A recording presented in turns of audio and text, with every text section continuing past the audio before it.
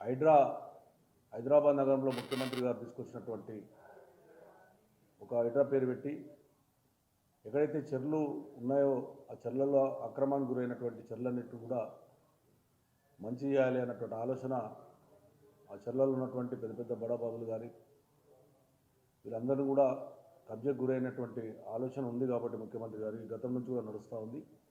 దానికి ముఖ్యమంత్రి గారికి హైడ్రా వలన ప్రజలకు మంచి జరగాలని ముఖ్యమంత్రి చేసినటువంటి హైడ్రా ఏదైతే ఉందో దానికి నేను పూర్తిగా అభినందిస్తూ ఉన్నాను. ఒక మంచి ఆలోచన హైదరాబాద్ నగరం కూడా హైదరాబాద్ వాసునిగా హైదరాబాద్లో ఉన్నటువంటి మాకు ఎక్కడ హైదరాబాద్ అంటేనే మాది హైదరాబాద్ వాసునిగా ఎమ్మెల్యేగా ఉన్నటువంటి చెర్లు ఏవైతే హైదరాబాద్ నగరం ఉన్న చెర్లు గొలుసుకట్టు చెరువులు చాలా మటుకు హైదరాబాద్ తెలంగాణలో గొలుసుకట్టు చెరువులు అనేవి ఉంటాయి. చెరువు నాలా ఉంటాయి. నేను ముఖ్యమంత్రి గారికి మీ ద్వారా విజ్ఞప్తి చేసేది ఏంటంటే హైడ్రా ఉన్నట్టు కమిషనర్ గారు కూడా చెరువు నాలా ఉన్నాయి. ఆ చెరువు నాలాలు ఉన్నటువంటి గొలుసుకట్ల చెరువులని నాలలలో కూడా 200 ఫీట్ల నాలలు 150 ఫీట్ల నాలలు 100 ఫీట్ల నాలలు ఇవన్నీ నాలాలు ఉన్నాయి. దానికి కూడా ఆక్రమణకు గురయ్యాయి.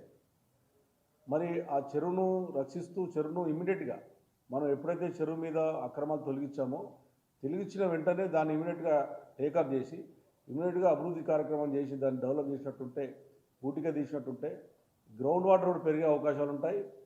ఎంబడే ఆ చెరువు ఉన్నటువంటి ల్యాండ్ ఏదైతే మిలిపోయిన ల్యాండ్ ఉందో దానిలో కాపాడుకుంటే ఇమ్మీడియట్గా నిధులు కూడా శాంక్షన్ చేయమని చెప్పి నేను ముఖ్యమంత్రి గారిని విజ్ఞప్తి చేస్తూ ఉన్నాను. మరి ఇలా చాలా మట్టుకు పట్టదారులు ఉన్నారు. కొంతమందిగా సిక్కం ల్యాండ్ ఉన్నాయి. ఎఫ్టీఏలో ఉన్నటువంటి పట్టదారులు ఉన్నారు. ఆ పట్టదారులు ఉన్నటువంటి వాళ్లకు మరి మీరు టీడీఆర్ ఇచ్చి వాళ్ళను పక్క జరుపుతారా? మరి వాళ్ళకు కూడా ఏదైనా ఒకటి ఒక ఆలోచనతో చెప్పాల్సిన అవసరం ఉంది. కమిషనర్ గారు కానీ ముఖ్యమంత్రి గారు కానీ లోబడున్న పట్టదారుల పరిస్థితి ఏంటి అంటే పట్టదారులు ఉన్నటువంటి వాళ్ళు గతంలో హైదరాబాద్ నగరం పెద్దగా అయింది కాబట్టి పట్టదారులు ఇప్పుడు ఎవరు కూడా వ్యవసాయం చేసుకునే ఆలోచన లేదు కాబట్టి పట్టదారులు పోయి కోర్టుకు వెళ్ళినప్పుడు వాళ్ళ కోర్టు కూడా స్టే ఇచ్చినటువంటి సందర్భాలను చూసాం కాబట్టి వాళ్ళకు టీడీఆర్ ఏమని చెప్పి నేను విజ్ఞప్తి చేసి టీడీఆర్ ఇచ్చి ఆ ఉన్నటువంటి ల్యాండ్ను మీరు టేకప్ చేసుకుంటే బాగుంటుందని చెప్పి నేను మీ ద్వారా నేను కోరుతా ఉన్నాను. మరి గతంలో నిరుపేదలు కట్టుకున్నటువంటి వాళ్ళు కూడా ఉన్నారు. నిరుపేదలు కట్టుకున్నటువంటి వాళ్ళు చెర్లలో వాళ్ళు పుణ్యానికి ఎవరు కట్టుకోలేదు. చాలామంది ఎవరో వచ్చి అమ్మి నిరుపేదలు కొనుక్కున్నారు. మరి అలా పరిస్థితి ఏంటి? మా దగ్గర ఒక చెరువు ఉంటుంది. దాని పేరే రాజీవ్ గాంధీ నగర్ అని పేరు ఉంది. గతంలో మీ నాయకుని పేరే పెట్టారు. మరి ఇప్పుడు చూస్తే కొంతమంది చెర్లో ఉన్నట్టుగా రికార్డులు ఉన్నాయి. మరి దాని పరిస్థితి ఏంటి? ఆ నిరుపేదల పరిస్థితి ఏంటి? అదేవిధంగా ఇవాళ సాఫ్ట్వేర్ ఉద్యోగస్తులు చాలా కష్టపడి వాళ్ళ ఉద్యోగంలో పైసలు లేక లోన్లలో పోయి వాళ్ళు కొనుక్కుంటారు. కొనుక్కున్నప్పుడు వాళ్ళు పేపర్ చూస్తారు. యాక్చువల్గా మున్సిపల్ పర్మిషన్ ఉందా, హెచ్ఎండిఏ పర్మిషన్ ఉందా అన్నీ చూసే కొనుక్కుంటాయండి. మరి 40 ఏళ్ల కింద కట్టుకున్నటువంటి వాళ్ళ పరిస్థితి ఏంటి? ఇవాళ వచ్చేసి బీద ప్రజల మీద నోటీసులు ఇవ్వడం వల్ల దానికి ఏం చేశారు? మీరు ఒక గుడి కూడా ఇచ్చారు. గుడికి కూడా మీరు ఇలా మన నోటీస్ ఇచ్చారు. గ్రేవ్ గార్డ్కి ఏనికి అవకాశాలు లేవు. గ్రేవ్ గార్డ్ పెట్టుకునే అవకాశం ఉంది, కానీ గ్రేవ్ గార్డ్ కూడా మీరు నోటీసులు ఇచ్చారు. ఆశ్చర్యం ఏంటంటే ఓ టెంపుల్కి ఇచ్చారు నోటీస్. అట్లా టెంపుల్లకు ఇవ్వచ్చా? ఎఫ్టీఏలు అందులో ఉన్నటువంటి 40 ఏళ్ల కింద ఉన్నటువంటి టెంపుల్ ఇది. ఆ టెంపుల్కి ఇచ్చారు. మీరు మున్సిపాలిటీ బిల్డింగ్ కట్టారంట, జిహెచ్ఎంసీ బిల్డింగ్ కట్టారంట. మరి దాని పరిస్థితి ఏంటి? గ్రేవ్ గార్డ్ ఉంటుంది. చెర్లలో చాలా మటుకు ఎక్కువ పెద్దలు ఉన్నప్పుడు చాలా మటుకు చెర్ల పక్కకే గ్రేవ్ గార్డ్ పెట్టారు, వాళ్ళు కట్టారు. దాంట్లో నోటీస్ ఇచ్చారు. మరి ఇవన్నీ తీస్తే ప్రజలలో ఏ రకంగా బాధపడుతున్న ఆలోచన చేసుకోమని చెప్పి నేను హైడ్రా కమిషనర్ గారికి అదేవిధంగా ముఖ్యమంత్రి గారు కూడా మీ ద్వారా నేను విజ్ఞప్తి చేస్తా ఉన్నాను. ఖచ్చితంగా దీన్ని మీరు చేసే పని నేను పూర్తిగా ఒక శాసనసభ్యునిగా నేను మద్దతు ప్రకటిస్తూ ఉన్నాను. మీరు చేసే పనులలో ఎంబడే దాన్ని ఏ రకంగా ఉందో బీద ప్రజలకు అన్యాయం జరగకుండా అదేవిధంగా ఉన్నటువంటి ఎక్వైర్ చేసిన భూమిని ఎంబడే దాన్ని టేకప్ చేసి డెవలప్ చేసే విధంగా అదేవిధంగా ఉన్నటువంటి పట్టదారులకు టీడీఆర్ ఇచ్చేసి పట్టదారులను కూడా తొలగించే విధంగా ఉంటే చెరువులు ఇంకా బాగుంటుందని చెప్పి నేను తెలియజేస్తా ఉన్నాను. రాజకీయాలకు అతీతంగా చేయండి, రాజకీయాలకు కక్షపూర్వకంగా చేయొద్దని చెప్పి విజ్ఞప్తి చేస్తా ఉన్నాను. ఒక్కొక్క పార్టీ చూస్తే ఇలా బీజేపీ పార్టీ చూస్తే రాష్ట్ర అధ్యక్షుడు ఒక మాట మాట్లాడుతున్నాడు, వాళ్ళ ఎంపీ ఒక మాట మాట్లాడుతూ ఉన్నాడు. ఈ రకమైనటువంటి కక్ష సాధింపులు పోకుండా మీ వ్యక్తిగత కక్షలతోని ఒక పార్టీని టార్గెట్ చేయొద్దని చెప్పి విజ్ఞప్తి చేస్తా ఉన్నాను. మీరు చేసే పనికి ఒక శాసనసభని మద్దతు ప్రకటిస్తాం తప్ప బీద ప్రజల దగ్గర రావద్దు. అదేవిధంగా ఇలా 40,000 మంది డబుల్ బెడ్రూమ్లు ఆ ప్రభుత్వం మా ప్రభుత్వం ఉన్నప్పుడు 1,00,000 ఇళ్ళు కట్టాం. 61,000 మంది డబుల్ బెడ్రూమ్లు ఇచ్చాం. ఇంకా 40,000 డబుల్ బెడ్రూమ్లు ఉన్నాయి. డబుల్ బెడ్రూమ్లు ఏవైతే ఎక్కడెక్కడైతే ఈ చెర్లలో కొద్ది ఎఫెక్ట్ అయినటువంటి వాళ్ళు కానీ నాలలో ఉన్నటువంటి ఎఫెక్ట్ అయినటువంటి వాళ్ళు అందరూ కూడా ఆ డబుల్ బెడ్రూమ్లు ఇచ్చి అలా కట్టేయండి. ఇప్పటికే ఉన్నాయి కావాలంటే 40,000 మంది ఉన్నారు కాబట్టి 10-12,000 మంది మూసినది మీద కానీ ఇక్కడ నాలాల మీద కొంతమంది ఆక్రమించుకున్నటువంటి వాళ్ళు ఉన్నారు.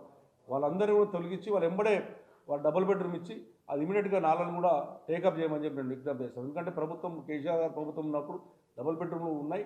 ఆ ఉన్నటువంటి డబుల్ బెడ్రూమ్లో ఆ రకంగా ఇచ్చినట్టుంటే ఫస్ట్ నాలలు చెర్లు చేయాలి. నాలలు చేయకుండా చెర్లు చేస్తే కూడా పెద్ద ఉపయోగపడదు. నాలలను కూడా మీరు టేకప్ చేయమని చెప్పి నేను విజ్ఞప్తి చేస్తా ఉన్నాను. చూసే కొనుక్కుంటారు, మరి మీరు వచ్చేసి అది చెర్లా ఉందని చెప్పి ఇమీడియట్గా డిమాలిషన్ చేశారు. మరి ఇప్పుడు కొనుక్కున్నటువంటి వాని పరిస్థితి ఏంటి?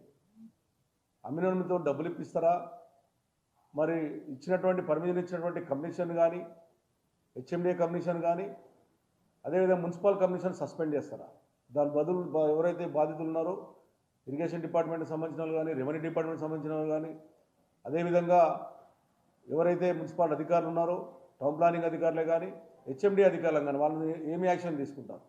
అంటే మీరు ఇచ్చినటువంటి పర్మిషన్ చూస్తే ఈరోజు కొంతమంది నిరుపేదలు కొనుక్కున్నారు, కొంతమంది సాఫ్ట్వేర్ ఉద్యోగులు కొనుక్కున్నారు, కొంతమంది బిజినెస్లు కొనుక్కున్నారు, కొంతమంది ఏదైనా షాప్ పెట్టుకుని కొనుక్కున్నారు. వాళ్ళ పరిస్థితి ఏంటనేటువంటిది కూడా వాళ్ళకి క్లారిటీ ఇవ్వాలి. వాళ్ళకి ఏ రకంగా రికవరీ చేసి వాళ్ళకి ఇస్తారు? వాళ్ళు లేకపోతే వాళ్ళు నష్టపోవాలా?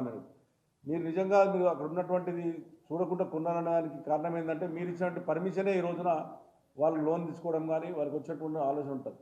ఇప్పటికే కొన్ని బిల్డింగ్లలో లోన్ తీసేసుకొని వాళ్ళ నెలలు కూడా వాళ్ళ పేమెంట్ కట్టే అవకాశాలు ఉన్నాయి కాబట్టి వాళ్ళ పరిస్థితి ఏంటి అది కూడా ఒకసారి ఆలోచన చేయండి. ఎందుకంటే ఒక మంచి స్టెప్ వేసేటప్పుడు కొన్ని కష్టాలు వస్తాయి.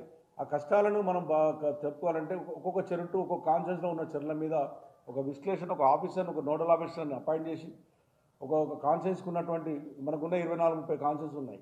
ఆ 24-30 కాన్షియస్లలో ఒక నోడల్ ఆఫీస్ని వేసి ప్రత్యేకంగా చెర్ల మీదనే దాన్ని ఏం చేస్తే బాగుంటుందని పెట్టి ఇది ఒక హైదరాబాద్ ఎమ్మెల్యేలను కూడా హైదరాబాద్కి సంబంధించిన ఎంపీలను కానీ హైదరాబాద్ ప్రజాప్రతినిధులను కూడా ఒక మీటింగ్ ఏర్పాటు చేసి ఈ రకంగా చేయబోతున్నామని చెప్తే ఇది బాగుంటుంది. ఎందుకంటే హైదరాబాద్ ప్రజలలో భయబాంధవులు కొంతమంది భయపడతా ఉన్నారు కాబట్టి దీన్ని పూర్తిగా తొలగించాలి. కొంతమంది హర్షిస్తారు, కొంతమంది బాధపడతారు. నష్టపోయినాడు బాధపడతాడు, నష్టపోయినాడు హర్షిస్తారు. నిజంగా ఇది ఒక మంచి కార్యక్రమమే. నా ఉద్దేశంలో హైదరాబాద్ నగరంలో ఉన్నటువంటి ఈ రోజున గుర్రం డెక్క విపరీతం పెరిగి హైదరాబాద్ నగరంలో దోమలు విపరీతమైనటువంటి దోమ వస్తూ ఉంది. ఆ గుర్రం డెక్క ఎందుకు వస్తుందంటే ఆ చెర్లలో పోయి డ్రైనేజ్ కలవడం వల్ల గుర్రం డెక్క ఏర్పడుతూ ఉంది. ఆ గుర్రం డెక్క పోవాలంటే మన డ్రైనేజ్ వ్యవస్థను చెర్ల కలవకుండా చేసేటువంటి కార్యక్రమం కూడా ఒకటి చేయవలసిన అవసరం ఉంది. ఎప్పుడైతే గుర్రం డెక్కని మనం దాన్ని చేయగలిగినట్టుంటే బ్రహ్మాండం చేయొచ్చు. మా కేటీ రామారావు గారు ఉన్నప్పుడు ఉన్నటువంటి చెర్లన్నింటికి ఎస్టీపీ పెట్టడం కార్యక్రమం చేశాం. ఇప్పటికే మా కుకుట్పల్లి కాన్ఫరెన్స్లో ఎస్టీపీలు కనీసం ఒక 9 చెర్లకు ఎస్టీపీలు కంప్లీట్ అయినాయి. ఇంకొక 10% ఉన్నాయి. ఆ ఎస్టీపీలు ఎందుకు పెట్టామంటే చెర్లలో నీళ్ళు పోకుండా ఉన్నటువంటి డ్రైనేజ్ని ఎస్టీపీ ద్వారా ఫిల్టర్ చేసి మళ్ళీ చెర్ల వదిలి దాని ఫిల్టర్ ద్వారా చేసినట్టుగా గొలుసు చెట్లు ఏ రకంగా చేశామో ఈరోజు ఆ కుకుట్పల్లి కాన్ఫరెన్స్లో ఎస్టీపీలు కూడా అన్ని బ్రహ్మాండం చేశాం. కొన్ని ఎస్టీపీలు అయితే చెర్లనే మరి కట్టాం మరి దాని ఆలోచన ఏంటి? ఇవన్నీ కూడా న్యాయపరంగా ఉన్నటువంటి ఆలోచనతో న్యాయ నిపుణులతో చర్చించి చెరు హైదరాబాద్ నగర ప్రజలను మంచి ఉద్దేశం చేయాలని చెప్పి నేను ముఖ్యమంత్రి విజ్ఞప్తి చేస్తాను.